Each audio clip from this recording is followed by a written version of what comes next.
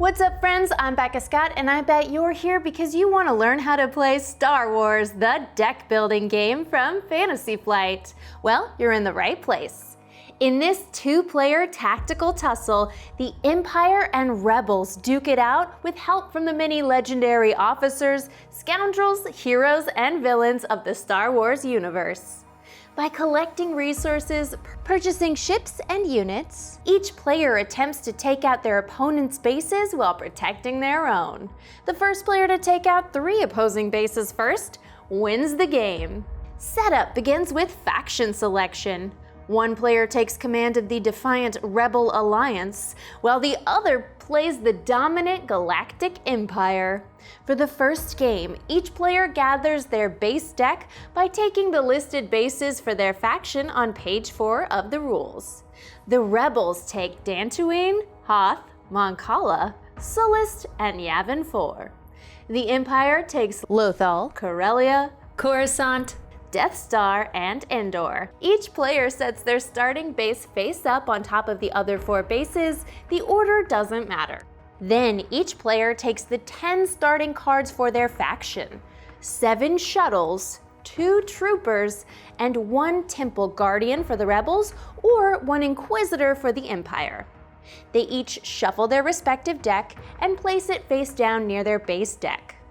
From their player deck, they draw a starting hand of 5 cards each. Next, shuffle the Galaxy cards to form the Galaxy deck. These cards come in 3 faction types: Rebel, Empire, and Neutral. Place it between the 2 players and reveal 6 cards in a line to create the Galaxy row. Align the cards so they face their respective faction, turning the neutral cards sideways. Set the 10 Outer Rim pilot cards at the end of this row. Create a supply of the damage counters, the purple cubes, and the resource counters, the yellow. Finally, unfold the balance of the force track. Set it near the Outer Rim pilots with the faction symbols aligned with each player. The tracker has 7 spaces, 3 on each side and 1 in the middle. Set the force marker on the furthest space of the Rebel side. The force is with the Rebels at the start of the game, but the Empire always takes the first turn. Before we tackle gameplay, let's go over some basics. First, cards come in 3 types. You've got bases, units, and capital ships. Bases are the main objective of the game. Each player will have 1 base at a time, and all bases have a hit point value in their bottom center section. This is the amount of damage, tracked with those purple damage counters, that a base can take before it is destroyed. When it's destroyed, that card goes to the opposing player's side of the balance track. Once a player destroys their opponent's 3rd base, they immediately win the game. Units and capital ships are the backbone of the game. These cards may have a name, cost, this is the amount of resources needed to purchase it from the Galaxy row. Attack, the amount of damage it can deal to other bases or to other cards. Resources, generated for the active player when the card is played. Force, which moves the force tracker on the balance track. And abilities, which can be used on their owner's turn. Additionally, on unit cards there are traits, which can be referenced for other card effects, as well as a target value and reward area. These last 2 are upside down from the rest of the information on the card because they're meant for the opposing player to access when the card is in the Galaxy row. Capital ships also have hit points like bases, but can also protect bases from damage.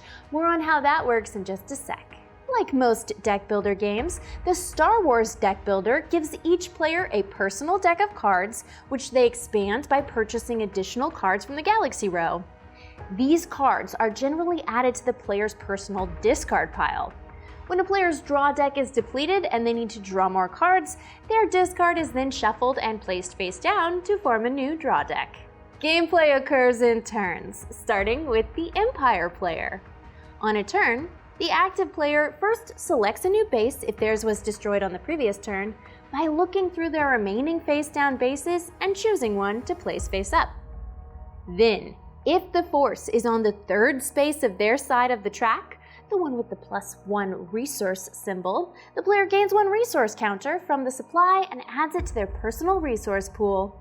They also gain resources from any capital ships they have in play.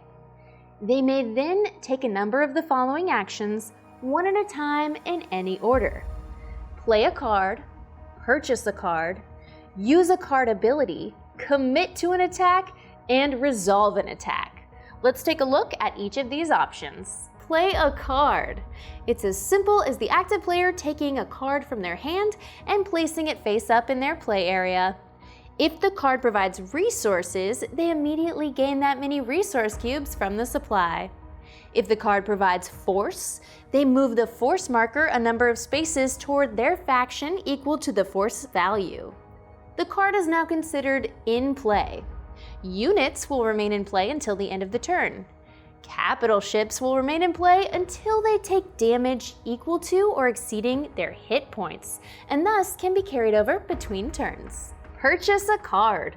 The active player uses resource cubes from their pool to purchase a card from the Galaxy row, paying the cost in the top right. They may only purchase cards of their faction or neutral cards. The card is then added to their personal discard pile face up.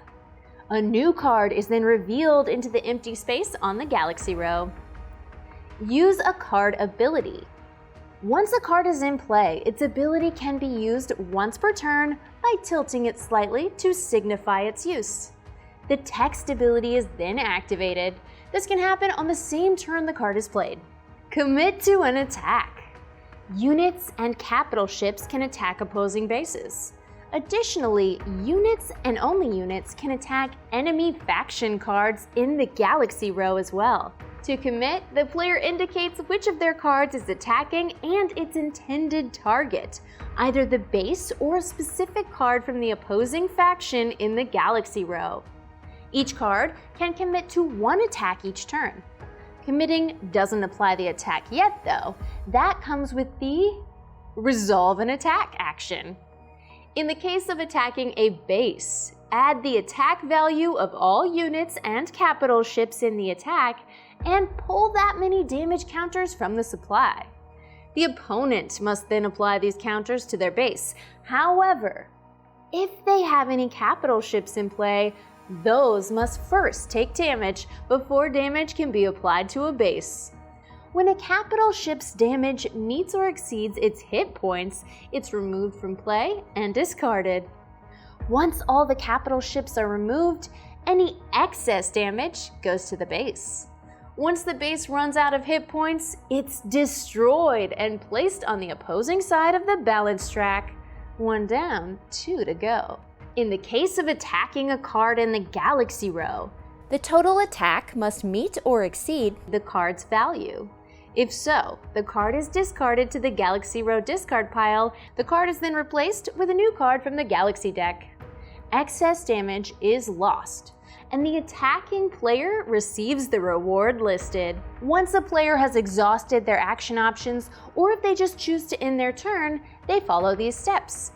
Discard all units from play, untilt any bases or capital ships which used an ability this turn, discard cards in hand, and return any unused resources to the supply. Then draw 5 cards from their deck. Reminder that if a player ever needs to draw and their deck is empty, they just shuffle their discard to form a new draw deck.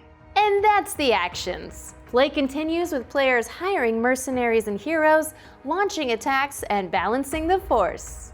A few other important game mechanics to highlight: the balance of the force track. As players play cards with force values, the balance of the force marked with the force marker will shift between the light side and the dark side, with 1 neutral space between. Once the marker reaches their side of the track, that player gains a big benefit. The force is with them. Many card effects are augmented if the player fulfills this condition.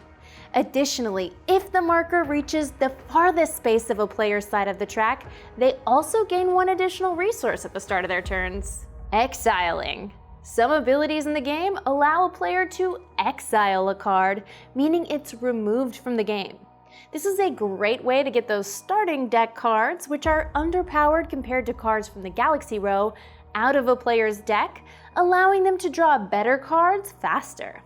When a card instructs a player to exile itself, the player still gains its attack, resources, and force before using it. Advanced game modes. Page 28 of the rules features new game modes, including the full Galaxy variant, which allows players to have all 10 bases in their deck.